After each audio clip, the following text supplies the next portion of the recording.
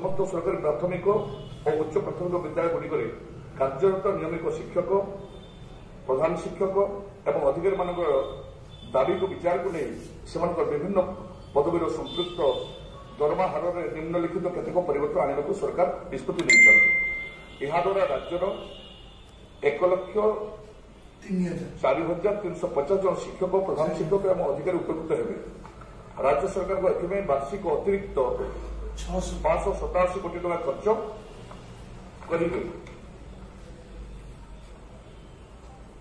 Madam वो खर्च करेंगे। अच्छा डिपार्टमेंट ये दिखाई इंस्ट्रक्ट दिखाई to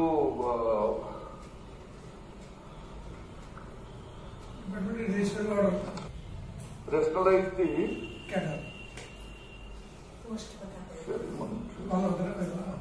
elementary cadre and create more promotional benefits, promotional post, promotion at all levels.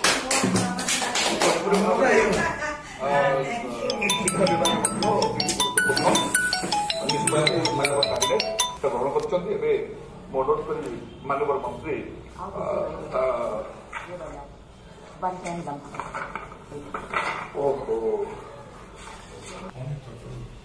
अनुदान प्राप्त उच्च विद्यालय और संस्कृत टोल अवसर प्राप्त शिक्षक मान 6 लाख एवं अण शिक्षक कर्मचारी मान 4 लाख एवं नूतन अनुदान प्राप्त प्राथमिक विद्यालय एवं मुद्रासार अवसर प्राप्त शिक्षक मान 5 लाख लेखाएं एककालीन धनराशि प्रदान निष्पत्ति ग्रहण कर। वर्तमान माननीय मंत्री अतुल सदस्य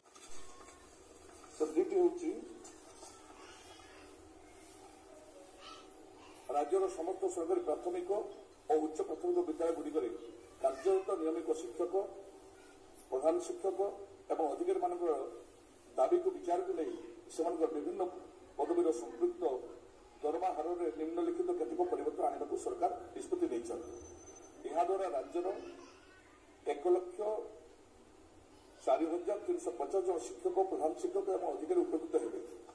राज्य सरकार को एथि वार्षिक अतिरिक्त 587 कोटी टका खर्च करेंगे।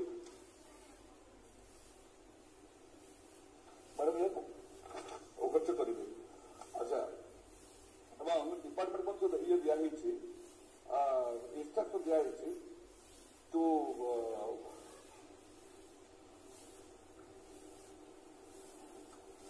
rationalize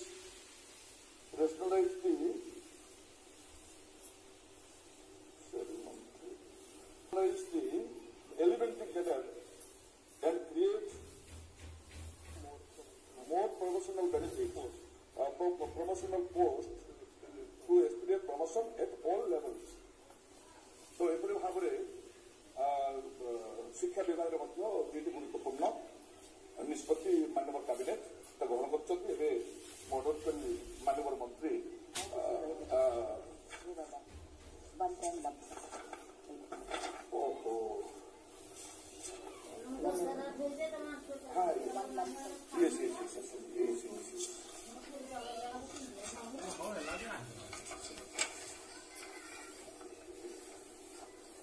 सरकार नूतन अनुदान प्राप्त उच्च विद्यालय और संस्कृत टोल समस्त सरकारी प्राथमिक और उच्च प्राथमिक विद्यालय गुड़िक कार्यरत नियमित शिक्षक प्रधान शिक्षक एवं अधिकारी मान दाबी को विचार को नहीं विभिन्न पदवी संपृक्त दरमा हार में निम्नलिखित केतक परिवर्तन आने को सरकार निष्पत्ति द्वारा राज्यर 1,04,350 जन शिक्षक प्रधान शिक्षक एवं अधिकारी उपकृत हेबे। राज्य सरकार को एथि वार्षिक अतिरिक्त 587 कोटी टका खर्च करेंगे। मैडम वो खर्च करेंगे। अच्छा डिपार्टमेंट ये दिखाई इंस्ट्रक्ट दिखाई to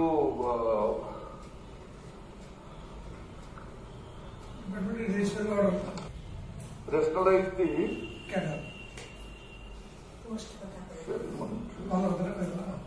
elementary cadre and create more more promotional benefit, promotional post, promotion at all levels. শিক্ষা বিভাগের নিষ্পত্তি মাননীয় ক্যাবিনেট গ্রহণ করছেন। এবে ମୁଁ ଅନୁରୋଧ କରିବି ମାନ୍ୟବର ମନ୍ତ୍ରୀ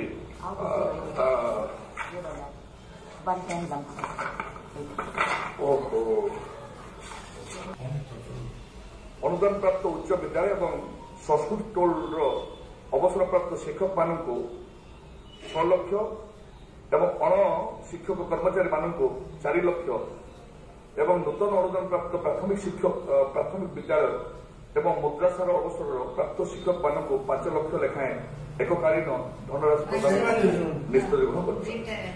ବର୍ତ୍ତମାନ ମାନ୍ୟବର ମନ୍ତ୍ରୀ ଅତୁଲ ଠିକ ହେଉଛି ରାଜ୍ୟର ସମସ୍ତ ସରକାରୀ ପ୍ରାଥମିକ ଓ ଉଚ୍ଚ ପ୍ରାଥମିକ ବିଦ୍ୟାଳୟଗୁଡ଼ିକରେ କାର୍ଯ୍ୟରତ ନିୟମିତ ଶିକ୍ଷକ, ପ୍ରଧାନ ଶିକ୍ଷକ ଏବଂ ଅଧିକାରୀମାନଙ୍କର ଦାବିକୁ ବିଚାରକୁ ନେଇ ସେମାନଙ୍କର ବିଭିନ୍ନ ପଦବୀର ସମ୍ପୃକ୍ତ ଦରମା ହାରରେ ନିମ୍ନଲିଖିତ କେତେକ ପରିବର୍ତ୍ତନ ଆଣିବାକୁ ସରକାର ନିଷ୍ପତ୍ତି ନେଇଛନ୍ତି।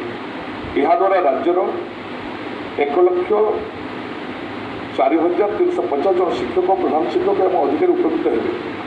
ରାଜ୍ୟ ସରକାରଙ୍କ ଏଥିପାଇଁ ବାର୍ଷିକ ଅତିରିକ୍ତ 587 କୋଟି ଟଙ୍କା ଖର୍ଚ୍ଚ କରିବେ।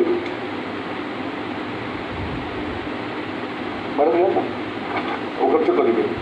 ଆଚ୍ଛା, ଏବଂ ଡିପାର୍ଟମେଣ୍ଟ ମଧ୍ୟ ଇଏ ଦିଆହେଇଛି, ଇନଷ୍ଟ୍ରକ୍ସନ୍ ଦିଆହେଇଛି two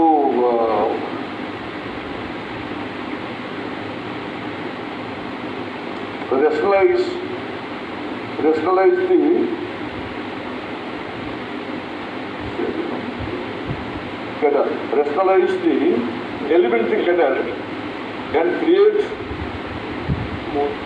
more promotional benefits, promotional post to expedite promotion at all levels.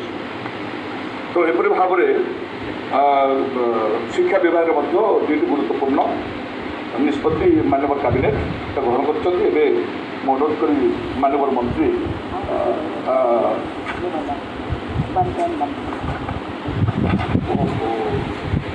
Instruction दिखाई टू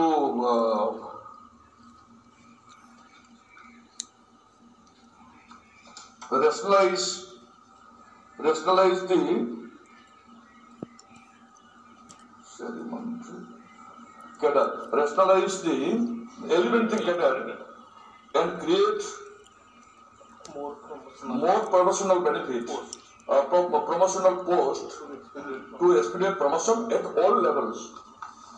तो एपरी भाव में शिक्षा विभाग में दुईटी गुरुत्वपूर्ण निष्पत्ति माननीय कैबिनेट ग्रहण कर अनुरोध कर माननीय मंत्री